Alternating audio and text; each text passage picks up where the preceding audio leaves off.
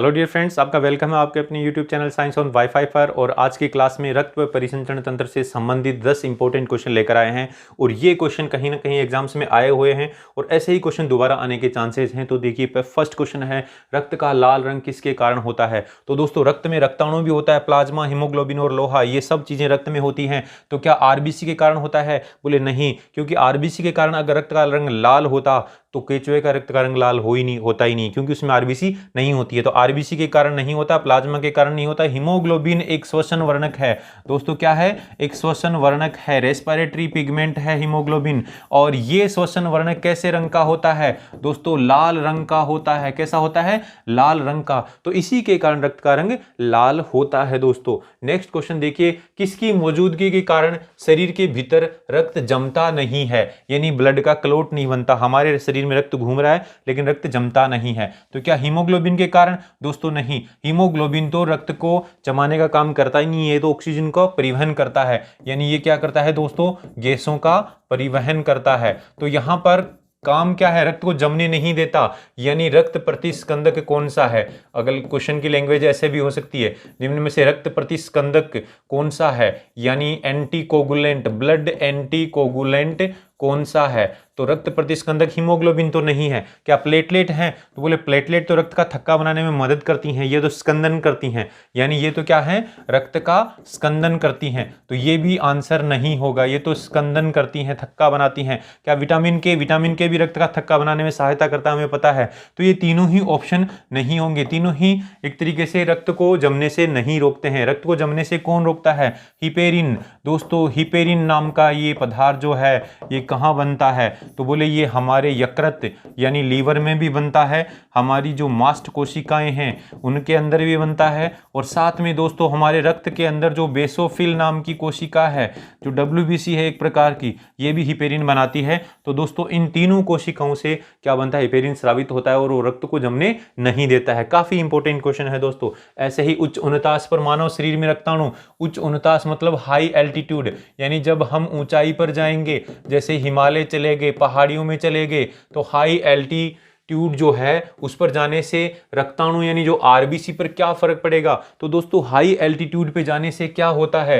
तो high altitude पे जाने से होता क्या है? वहां पर ऑक्सीजन का जो दाब है वो कम हो जाता है। क्या हो जाता है? ऑक्सीजन का दाब कम, यानी ऑक्सीजन की कमी हो जाती है एक तरीके से। तो ऑक्सीजन की कमी होगी तो हमारे शरीर को ऊर्जा नहीं मिलेगी। तो ऑक्सीजन का दाब कम है, वहां कम ऑक्सीजन है बाहर की तरफ, तो हमारे शरीर में ऑक्सीजन अंदर प्रवेश नहीं करेगा, रक्त में प्रवेश नहीं करेगी ऑक्सीजन। तो इसके लिए क्या हमारा शरीर क्या करता है? बोले आरबीसी के अंदर जो हीमोग्लोबिन होता है या आरबीसी होती है, वो ऑक्सीजन को ले जाने का काम करती है। तो आरबीसी पहले कम थी और अब आरबीसी अगर मान लीजिए इंक्रीज हो जाए, आरबीसी का आकार नहीं, आरबीसी की संख्या अगर बढ़ जाए, आरबीसी की संख्या अगर बढ़ जाए तो क्या होगा दोस्तों? आरबीसी की संख्या बढ़ने से अब कम ऑक्सीजन भी ज्यादा आरबीसी के साथ में जुड़ करके शरीर में चली जाएगी। तो यहां पर ऊंचाई पे जाने पे क्या होता है? आरबीसी की संख्या, रक्ताणु की संख्या बढ़ती है। दोस्तों ये बड़ा ही इंपॉर्टेंट क्वेश्चन है। ऐसे ही है, रक्त का शुद्धिकरण कहां होता है? तो ये बड़ा ही इंपॉर्टेंट है।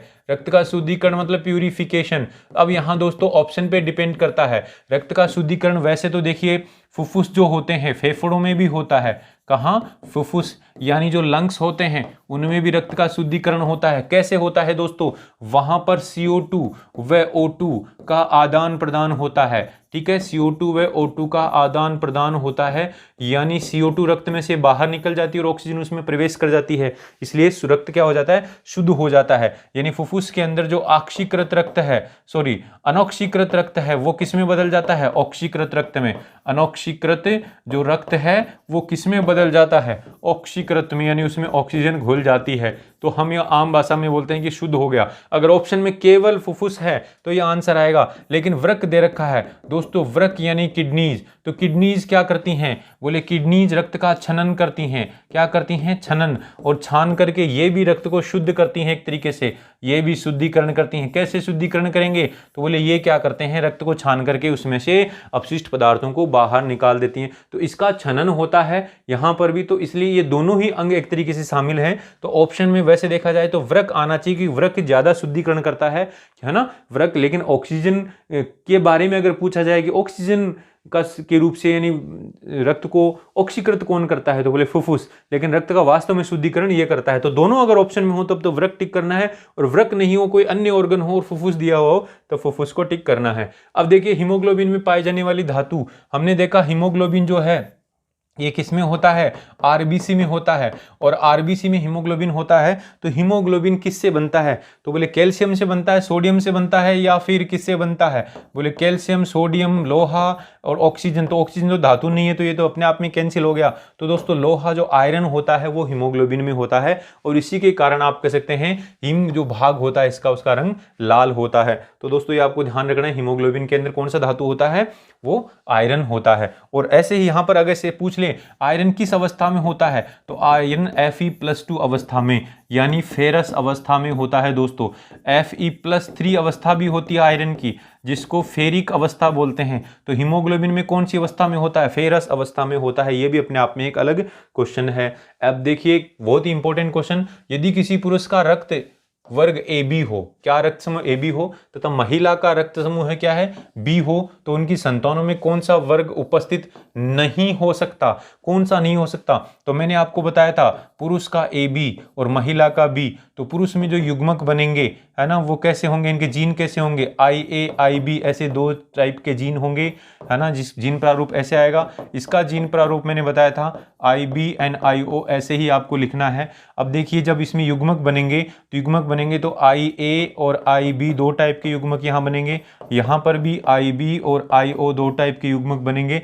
लेकिन संयोजन की अगर बात करें, अगर पुरुष से ये आता है और महिला से ये आता है, तो देखिए अब ये जो नया संतान बना है उसमें IA और IB हो गया, यानी रक्त समूह क्या हो गया इसका, AB।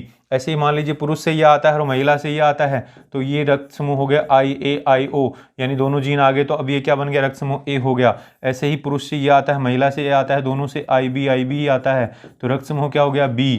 और ऐसे ही ठीक प्रकार यहाँ पर IB पुरुष से और IO महिला से आता है, तो रक्त समूह क्या हो गया, B। तो यहाँ रक्त समूह AB हो गया, यहाँ रक्त समूह A हो गया, यहाँ B हो गया, और यहाँ पर B हो गया।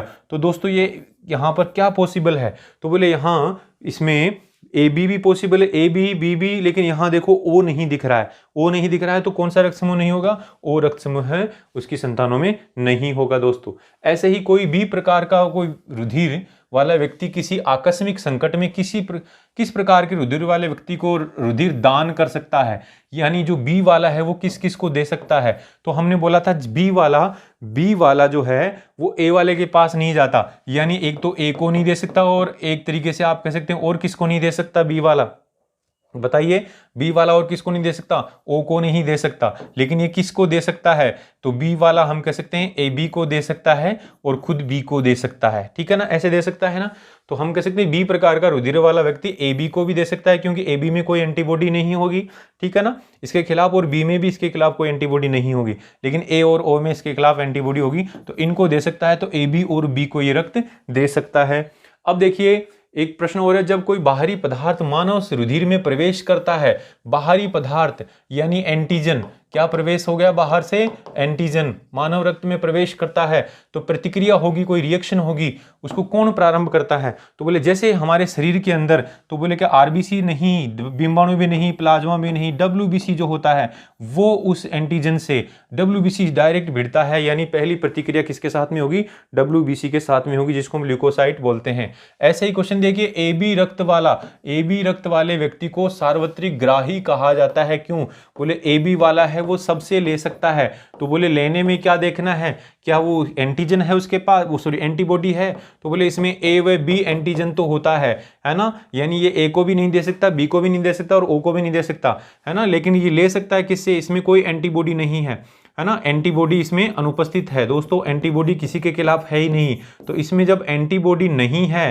तो इसका मतलब इसमें कोई सा रक्त भी आ सकता है, ये ए से भी ले सकता है, ये बी से भी ले सकता है, ये ए बी से भी ले सकता है और ओ से भी ले सकता है, क्योंकि इसमें किसी के खिलाफ कोई एंटीबॉडी नहीं है। तो एंटीबॉडी को हम क्या बोलते हैं, बोले एंटीबॉडी को बोलते हैं प्रतिपिंड और एंटीजन को बोलते हैं प्रतिजन।